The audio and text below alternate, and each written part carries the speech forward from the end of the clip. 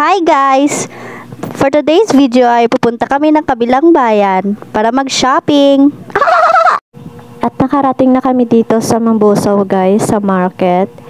At yung pamasahe pala, nag-travel kami by jeep is 20 pesos each. And pag sa bus naman is 11 pesos each. Minimum yon. And then pag sa tricycle, ganun din.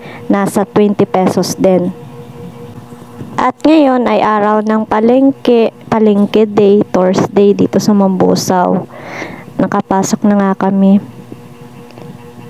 Dito namin iisipan bumili kasi palengke day. At may bibilihin din kaming kamote, nasa ano lang yan, nasa lapag ba, yung kumbaga yung hindi nasa pwesto. Pero same lang din naman, nasa 10 pesos lang din naman yung ano niya, yung kumbaga makakasave ka ng 10 pesos, ganun kasi pag nasa pwesto na is may patong na, 'di ba? Mindset ng nanay yan. And papunta na kami sa frozen products kasi bibili kami ng pang-ihaw-ihaw and then pambaon sa school and then mga sangkap sa pang-ice candy namin. Sa presyong gulay naman, syempre mas lessen. Pero ganun pa rin, mas mura yung dati kaysa ngayon. Pero ganun talaga ang buhay. Tumatakbo pa papunta, hindi pa orong. At yan na nga yung mga anak ko, bumipili na sila ng pambaon nila sa school kasi babalik eskwela na.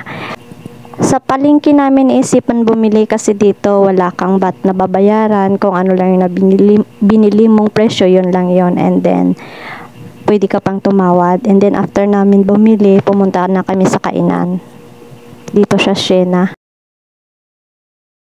Kumain muna kami dito sa Siena.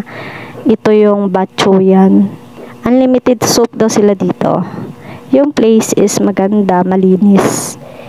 At yung in-order namin is yun nga, yung worth 65 pesos na dating 25 lang yun. Maalala ko 4 years ago. Special na siya with 1/4 na egg. Sa presyo lang nagkatalo pero yung lasa niya is still ganun pa rin. Marami silang tinda, may lumi at kung ano-ano pa. Ito yung gusto nila kaya ito yung kakainin namin. Tara guys, kain tayo. And yan lang muna for today's video. Thank you for watching. God bless. Bye!